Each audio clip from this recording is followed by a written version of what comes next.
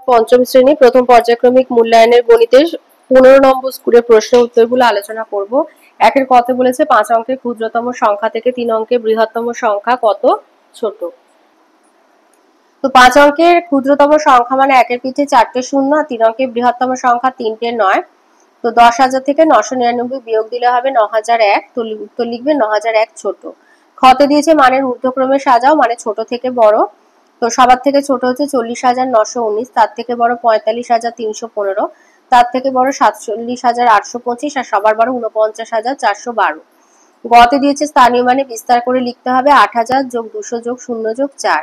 ঘ 5 আর 7 সাধারণ গুণনীয়ক, যেহেতু এরা পরস্পর মৌলিক তাই এদের গসাগু হবে 1। উন্নতে দিয়েছে ভাগ প্রক্রিয়ার সাহায্যে 28 এবং 35-এর গসাগু বের করো।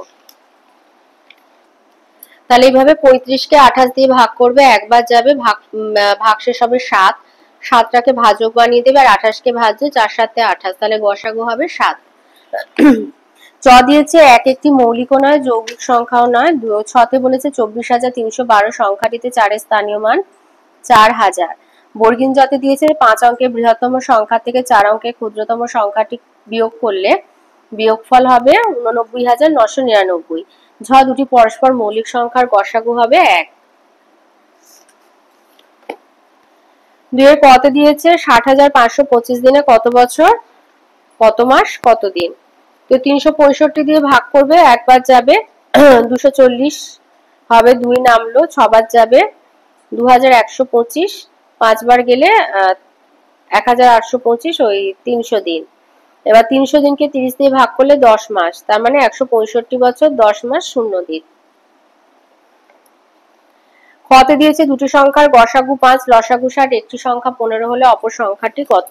তো লসাগু সমান লিখবে দুটি সংখ্যার গুণফল সমান লসাগু গুণ গসাগু। তাহলে অন্য সংখ্যাটি হবে গসাগু গুণ লসাগু ভাজিতক একটি সংখ্যা। তাহলে গসাগু 5, লসাগু 60, আর একটি সংখ্যা হচ্ছে 15। 60কে 15 দিয়ে কাটলে হয় 4, আর 5 আর 4 গুণ করলে হয় 20। তাহলে অন্য সংখ্যাটি হলো 20। গতে দিয়েছে কোন একটা সংখ্যা থেকে 3,402 বিয়োগ করা 5 অঙ্কের ক্ষুদ্রতম সংখ্যাটি পাওয়া গেল, সংখ্যাটি কত। লিখবে বিয়োগফল হচ্ছে 5 অঙ্কের ক্ষুদ্রতম সংখ্যা মানে 10,000, ছোট সংখ্যাটা হচ্ছে 3,402, তাহলে সংখ্যাটি হলো মানে বড় সংখ্যাটা হলো, তাই দুটো যোগ করে দেবে, 13,402 হবে। ঘতে দিয়েছে দুটি সংখ্যার গুণফল 525, আর গসাগু 5 হলে লসাগু কত। তো লসাগু সমান দুটি সংখ্যার গুণফল ভাজিতক গসাগু, 525 ভাগ 5 মানে 105। কুয়োতে বলেছে 520 সেকেন্ডে কত মিনিট কত সেকেন্ড। 520 মিনিটকে 60 দিয়ে ভাগ করে দেবে, 8 বার যাবে, 8 ঘন্টা, যেহেতু 520 মিনিট, মিনিটকে 60 দিয়ে ভাগ করলে ভাগফল হয় ঘন্টা, ভাগশেষ মিনিটই হবে, 8 ঘন্টা 40 মিনিট। সরি, এটা সেকেন্ড আছে, 520 সেকেন্ডকে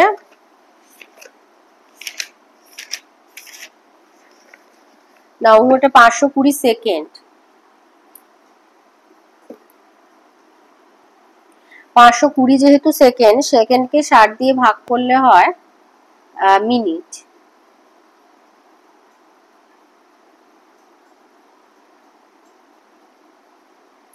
আট মিনিট 40 সেকেন্ড হবে। 520 সেকেন্ড সমান 8 মিনিট 40 সেকেন্ড।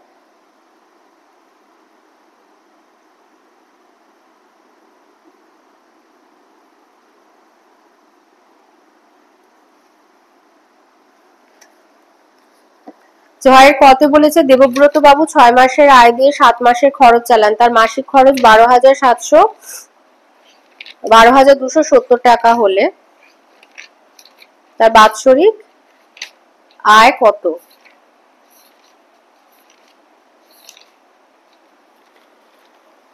তো লিখবে 6 মাসের আয় সমান 7 মাসের খরচ, তাহলে 1 মাসের খরচ 12,270, তাহলে 7 মাসের খরচ 85,890 টাকা। 6 মাসের আয় হচ্ছে 85,890, তাহলে 1 মাসের আয় 6 দিয়ে ভাগ করে দেবে, 14,315 টাকা। তাহলে মাসিক আয় 14,315, অতএব বার্ষিক 1 বছর মানে 12 মাস, 12 দিয়ে গুণ করে দেবে 1,71,780 টাকা। খতে দিয়েছে কোন একটা ভাগ অঙ্কে ভাজক 8 আর ভাগফল হচ্ছে ভাজকের অর্ধেক, আর ভাগশেষ 1 হলে ভাজ্য কত? তাহলে ভাজক সমান 8, ভাগফল হচ্ছে ভাজকের অর্ধেক, মানে 8/2 4, ভাগশেষ 1। তাহলে ভাজ্য ভাজক গুণ ভাগফল যোগ ভাগশেষ, 8 গুণ 4 যোগ 1 মানে 32 যোগ 1 33। গতে দিয়েছে 65 লিটার কেরোসিন তেল আর 39 লিটার পেট্রোল সমান মাপের টিনে এমন ভাবে ভর্তি করে রাখতে হবে যাতে দু প্রকার তেল মিশে না যায়। কমপক্ষে কতগুলি টিনে তা করা যাবে আর প্রতি টিনে কত লিটার তেল ধরবে? তো 65 আর 39 গসাগু বের করবে 13। এবার 65 কে 13 দিয়ে ভাগ করলে হবে 5, আর 39 কে 13 দিয়ে ভাগ করলে 3। তাহলে মোট 3 লাগবে, 5 যোগ 3 8টি। আর মোট তেল হচ্ছে 65 আর 39 লিটার, যোগ করলে হবে 104 লিটার।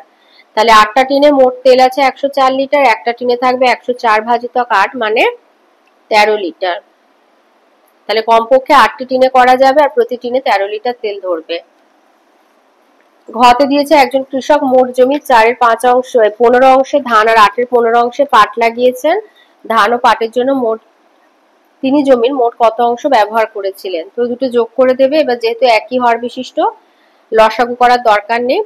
তো যোগ করলে হবে 12 আর 15, এর লঘিষ্ঠ আকার বার করবে, 3 দিয়ে কেটে দেবে, 4/5 অংশ। তাহলে ধান ও পাটের জন্য তিনি জমির মোট 4/5 অংশ ব্যবহার করেছেন।